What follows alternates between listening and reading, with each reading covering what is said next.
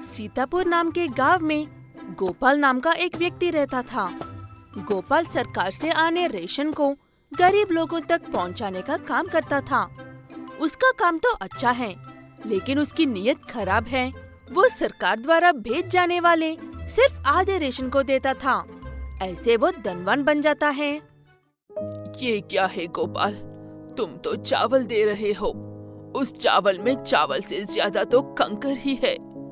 ऐसा ही रहा तो हमारा गुजारा कैसा होगा? तो क्या वो कंकर मैं सार करूं? तुम्हें दे रहा हूँ, वही बड़ी बात है। लेना है तो लो, नहीं तो जाओ यहाँ से। इस तेल की वजह से ही मेरी बेटी की तबीयत खराब हुआ है, ऐसे डॉक्टर ने कहा था। देख समझकर सामान दो। सरकार की तरफ से मुफ्त में रेशन मिलने के बावजूद तुम्हारे इतने नखरे हैं और मेरे ही गलतियाँ निकल रहे हो। बताऊंगा ये केक का। ये कहते हुए अगले महीने से हर रेशन के सामान का एक दाम लगाता है। सरकार से मिले मुफ्त सामान को लोगों से झूठ बोलकर उनके लिए बेचे गए मुफ्त के सामान को उन्हें ही बेचने लगता है। ये क्या है गोपाल, सरकार तो सारा रेशन मुफ्त में ही बेच रही है ना, तो फिर तुम पैसे क्यों ले रहे हो? तुम्हें हर चीज शुद्ध चाहिए थी ना, इसीलिए सरकार ने मुफ्त में देने से इनकार किया है। जो भी चाहिए पैसे देकर खरीद लो।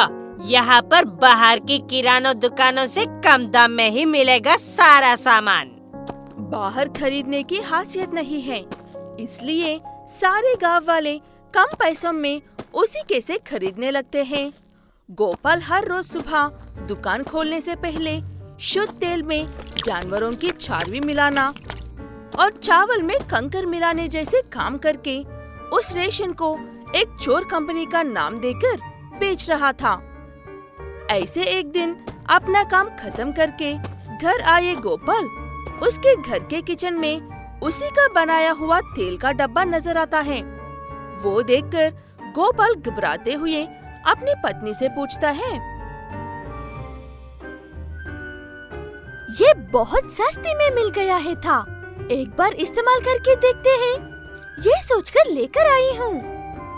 वो बातें सुनने के बाद अपनी पत्नी से क्या कहेगा कुछ समझ न आने पर,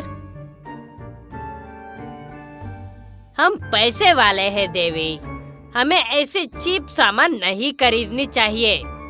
चलो मॉल में जाकर अच्छा सामान खरीदते हैं।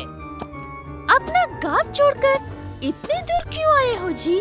वहाँ पर भी तो मार्केट्स हैं। वैसे भी इतने बड़े मार्केट्स में हर चीज का दाम ज्यादा होता है। जितना महंगा सामान होगा उतना ही बेहतर होगा। वैसे भी अपने गांव के सामान पर भरोसा नहीं कर सकते हैं। ये कहते हुए वो लोग शॉपिंग कर रहे थे, तभी गोपाल को एक बहुत ही महंगा तेल का डब्बा नजर आता है। महंगा है इसलिए अच्छा ही होगा सोचकर गोपाल वो खरीद लेता है। ऐसे घर जाकर उस तेल से बने के खाना को 2 दिन खाते ही गोपाल, उसकी पत्नी और बेटे की तबीयत काफी खराब हो जाती है। हॉस्पिटल जाकर इलाज करवाया तो डॉक्टर्स कहते हैं कि उन्हें फूड पॉइजन हुआ है। जैसे तैसे करके ढेर सारे पैसे खर्च करके घर लौट आते हैं। हाल चाल जानने के लिए उनका दोस्त मिलने के लिए आता है। हमेशा टिप टॉप रहने वाला ऐसे कैसे हो गए हो गोपाल? तब जो कुछ भी हुआ वो सारी बात बताता है गोपाल। सब सुनने के बाद उसका दोस्त,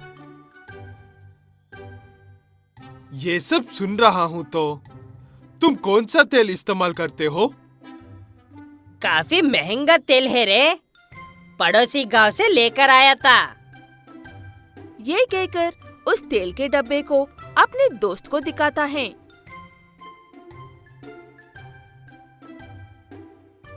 अरे ये तो मेरे बनाए हुए तेल की डब्बा है। हर महीने तेरे रेशन में से आधा मैं ही लेता हूँ ना, उसी में मिलावट करके इस नाम से बेच रहा था और मैं इसे आज तक अपने गांव तक पहुंचा नहीं दिया था।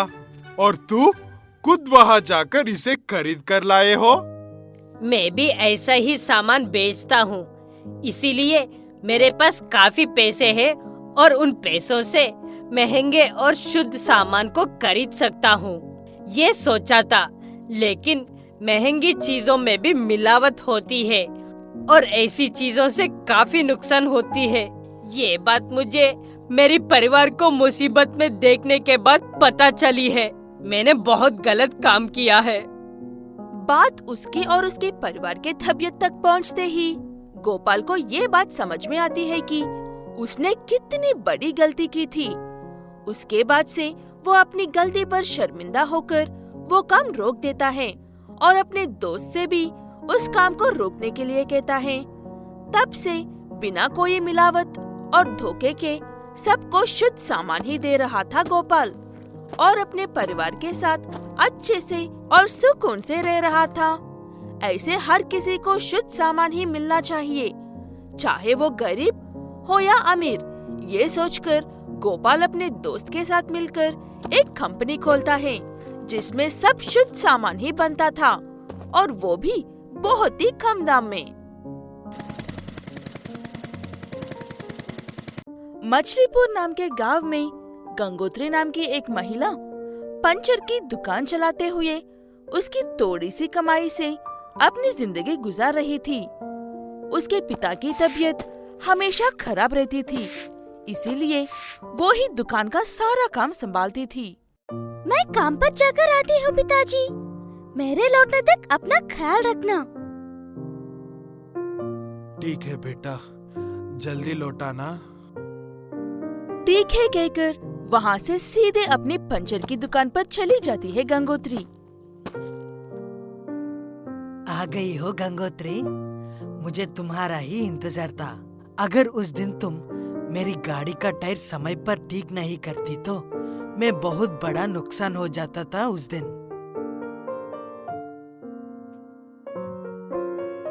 कोई बात नहीं चाचा जी, आप पहले से ही बहुत परेशान हो। ये पैसे आप ही रख लो, खर्चों के लिए मैं फिर कभी ले लूंगी। गंगोत्री काफी अच्छी लड़की है। उसके पास कुछ भी ना होने के बावजूद भी वो दूसरों की मदद करती है। ऐसा उसका काम वो करते वक्त अचानक से फुल स्पीड में चल रही एक कार का टायर पंचर होता है और कार सीधे आकर उसकी दुकान के सामने रुकती है। अय्या, लगता है आपकी कार का टायर पंचर हुआ है। क्या मैं आपको मदद कर दूं? ये कर तुम ही रख लो, मुझे बहुत ही जरूरी काम से जाना है। अगर तुम्हारे पास दूसरी कोई भी गाड़ी हो तो दे दो। ये कहते हुए परेशान होकर इधर उधर घूम रहे उस आदमी को देखकर गंगोत्री उसे उसकी एक पुरानी मोटरसाइकिल देती है। वो लेकर वो आदमी फिर से फुल स्पीड में चला जाता है। पता नहीं बेचारा कौन सी मुसीबत में है, इसीलिए इतनी बड़ी कार छोड़कर चला गया है। उसकी लौटने तक इसे सुरक्षित रखना होगा। ये कहते हुए उस कार का टायर बदलाकर उस कार को अंदर से साफ करते वक्त गंगोत्री को वहाँ एक बस्ता मिलता है। वो लेकर उसके अंदर क्या है ये भी देखे बिना ले जाकर अपने घर में छुपा कर रखती है। ऐसे कुछ दिनों बाद एक दिन सुबह हमेशा की तरह अपनी दुकान खोलकर काम कर रही गंगोत्री के पास एक महिला अपनी बेटी के साथ आती है। बेटा, क्या तुम हमें पीने के लिए थोड़ा पानी दे सकती हो? हम 2 दिन से चल रहे हैं, कुछ खाया भी नहीं है, बहुत थक गए हैं बेटा। गंगोत्री उन्हें पानी देकर कुछ देर बैठने के लिए कहती है। देखने में तो काफी धनवान लग रही हो, फिर आपकी हालत ऐसे क्यों हो गई है माँ जी? मेरी पति एक बहुत बड़े बिजनेसमैन है और काफी पैसे कमा चुकी है, लेकिन पता नहीं किसी गलती की वजह से सरकार ने हमसे हमारा सब कुछ छीन लिया और मेरे पति को जेल में डाल दिया। वहाँ रहने पर हमें भी खतरा है, इसीलिए ऐसे फिर रहे हैं। अయ్యో, आप चिंता मत करो माँ जी, आप मेरे साथ रह सकती हो। मेरे पास जो भी है उसी में आपका ख्याल रख लूंगी। ये कहते हुए उन्हें अपने घर में रख लेती है गंगोत्री। ऐसे नीरजा गंगोत्री के घर में रहते हुए पंचर शॉप में भी उसकी मदद करती है। ऐसे पंचर शॉप को साफ कर रही नीरजा को कवर डालकर ढकी हुई वो कार नजर आती है। उसके बाद गंगोत्री, गंगोत्री, ये कार यहाँ पर क्या कर रही है? ये मेरी पति की कार है। इसका मतलब तुम उन्हें जानती हो? उसके बाद गंगोत्री सारी बात बताती है। उसके बाद गंगोत्री उस कार में मिला हुआ वो बस्ता लाकर नीरजा को देती है। ये ले लीजिए माँ जी, ये बस्ता उसी कार में था। तुम्हारे पति को आने के बाद लौटने का सोचा था, इसे आप ले लीजिए। इसमें तो ढेर सारे जेवर है। तुमने अब तक इसे खोलकर भी नहीं देखा है। तुम कितनी अच्छी लड़की हो बेटा। तुम्हारी जगह कोई और होता तो इन्हें इस्तेमाल करके बड़ा धनवान बन जाता।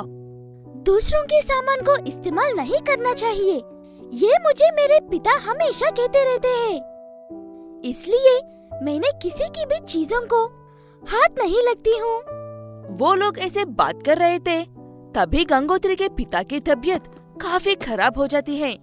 हॉस्पिटल लेकर जाते हैं कि वहाँ पर डॉक्टर्स ऑपरेशन करना होगा और उसमें काफी खर्चा होगा कहते हैं। मेरे पास उतने पैसे नहीं है डॉक्टर साहब, और ना ही मेरे पास दूसरा रास्ता है। अगर गोलियों से कुछ दिन संभाल सकते हैं तो वो दे दो ना। पागल बातें मत करो गंगोत्री। आप लोग ऑपरेशन की तैयारियां करो डॉक्टर साहब, पैसे मैं दूंगी। ये कहते हुए एक गहना बेचकर आकर ऑपरेशन के लिए पैसे देती है नीरजा। इसलिए ऑपरेशन अच्छे से हो जाता है। गंगोत्री के पिता की तबीयत पूरी तरह से ठीक होकर स्वस्थ हो जाते हैं। तुम्हारे अच्छे हृदय के लिए ये मेरी तरफ से एक उपहार है। गहना बेचने के बाद बचे हुए पैसे, इनसे एक अच्छा व्यापार शुरू करो। मैं हमेशा तुम्हारे साथ ही रहूंगी। ये कहते हुए गंगोत्री ने कितना मना करने पर भी वो पैसे उसके हाथ में रखती है नीरजा। उसके बाद व्यापार करके ढेर सारे पैसे कमाती है गंगोत्री, लेकिन उन पैसों में से 1 रुपया को भी हाथ नहीं लगाती थी। वो उसके लिए और अपने पिता के खाने के लिए जितने पैसे जरूरी है उतने ही लेती थी। बाकी के पैसे मना करने पर भी नीरजा को दे देती थी। इतने में नीरजा का पति भी जेल से लौट कर आता है। नीरजा और उसके व्यापार को देखकर हैरान हो जाता है। तब नीरजा सारी बात बताती है उसके पति को। मैंने इतने सारे पैसे कमाए, लेकिन वो सारे धोखा देकर कमाए हुए पैसे थे, इसीलिए मैं जेल गया। लेकिन तुम लोग इतने सच्चे होकर भी इतने सुकून से रह रहे हो। आज के बाद से ही सारे गलत काम बंद कर दूंगा। मेरे पैसों से व्यापार शुरू किया था, इसीलिए तुम 1 रुपए को भी हाथ नहीं लगा रही हो। लेकिन इसमें तुम्हारी मेहनत है, इसीलिए जो कुछ भी आ रहा है उसमें से आधा आधा लेते हैं। ये कहते हुए नीरजा, उसका पति और गंगोत्री साथ मिलकर व्यापार करते हैं। एक पंचर शॉप में काम करने वाली गरीब गंगोत्री अपने अच्छाई और सच्चाई के साथ करोड़पति बन जाती है।